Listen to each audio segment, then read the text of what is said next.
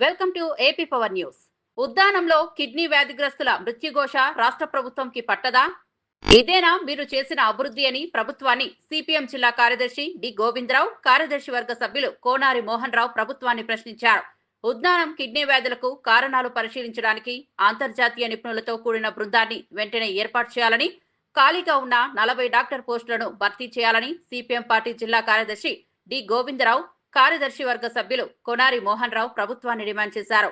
స్థానిక సిపిఎం కార్యాలయంలో జరిగిన సమావేశంలో వారు మాట్లాడుతూ, ఉద్దానంలో కిడ్నీ వ్యాధులతో ప్రజలు చనిపోతుంటే రాష్ట్ర ప్రభుత్వానికి పట్టదా అని వారు ప్రశ్నించారు. ఇక్కడ రీసెర్చ్ అండ్ ఆసుపత్రి అదే డయాలసిస్ కేంద్రాన్ని నిర్మించినారు.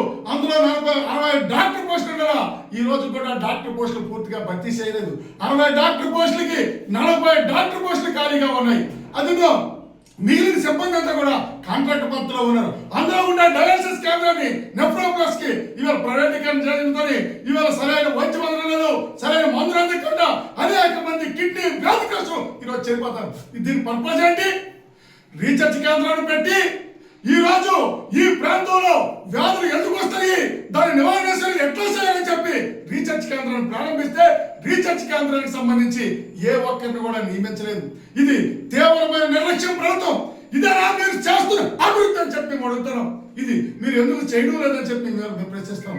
ఈ రోజు ఇంత మృత్యు ఘోష కిడ్నీ వ్యాధులు పడుతుంటే కేంద్ర మంత్రి రామ్మోహన్ రెడ్డి గారికి ఇది పట్టదా అని మేము ప్రశ్నిస్తలుచుకున్నాం. ఎందుకంటే ఇవాళ కేంద్ర మంత్రిగా ఉన్నారు, మీరు కేంద్రం నుంచి నిధులు తీసుకొని వచ్చి ఈ రోజు ఇక్కడ దానికి సంబంధించి రీసెర్చ్ ని ఎందుకు మీరు ప్రారంభించడం లేదు? ఇది అభివృద్ధి కాదా అని మేము ప్రశ్నిస్తున్నాం. అంతేకాదు, గతంలో డయాలసిస్ కి వచ్చే పేషెంట్లందరినీ 108 లో తీసుకొని వచ్చేవారు. ఈ రోజు 108 ఆపారు. ఈవేళ అక్కడ నుంచి పేషెంట్లు ఈ డయాలసిస్ కేంద్రానికి రాలేక తీవ్ర ఇబ్బందులు పడతారు. ఎందుకు మీరు 108 ఎట్టారు? ఇప్పుడు దీన్ని పునరుద్ధరించాలని చెప్పి మేము సిపిఎం పార్టీగా మేము డిమాండ్ చేస్తాం. అంతేకాదు, గతంలో డయాలసిస్ వస్తే ఫ్రీగా జరిగింది. ఈ రోజు డయాలసిస్ కేంద్రానికి వస్తే 1600 రూపాయలు కిట్ పెట్టుకొని ఇవాళ ఇక్కడ రావాల్సి పడిగాపులు కాయవలసి వస్తుంది. దానికి సంబంధించి పూర్తి స్థాయి పెట్టలేవు. దానికి సంబంధించిన డయాలసిస్ సంబంధించి కూడా ఏర్పాట్లు అంతేకాదు. గతం నుంచి కూడా చెప్పడం ఈ ఉత్తర ప్రాంతంలోనా అన్ని పిహెచ్లోనా మీరేమో డయాలసిస్ కేంద్రాలు పెట్టాలని చెప్పాం. ఇవాళ అక్కుపల్లిలో పెట్టడం. ఈరోజు 30 కిలోమీటర్ల దూరం నుంచి సముద్ర తీర ప్రాంతం నుంచి డయాలసిస్ కి వచ్చి వెళ్ళడం అంటే ఎంత తీవ్రమైన సమస్య చెప్పండి. ఈ ప్రభుత్వం ఎందుకు పట్టించుకోదు అని చెప్పి మేము అడుగుతున్నాం. ఈ ముచ్చు భాష ఈ ప్రభుత్వానికి వినిపించడం లేదు అని మేము అడుగుతున్నాం. మీరు అభివృద్ధి కోసం చెప్తారు.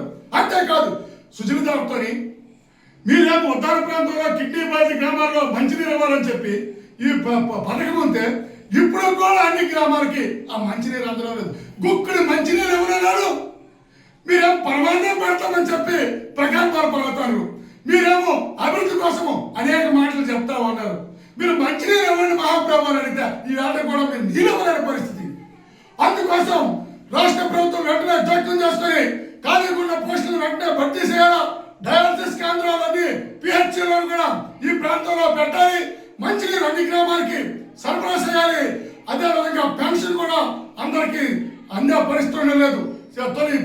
3 సీఎంఆర్ వచ్చేటప్పుడు ఇచ్చారు. ఇప్పుడు 6 పాయింట్లు వచ్చే వరకు కూడా పెన్షన్ ఇచ్చే పరిస్థితి లేదు. అందుకోసం అందరికి కూడా పెన్షన్ ఇవ్వాలా. ఇవ్వకపోతే భవిష్యత్తులో పోరాటాలు ఉధృతం చేస్తామని చెప్పి దాడి చేస్తున్నాం.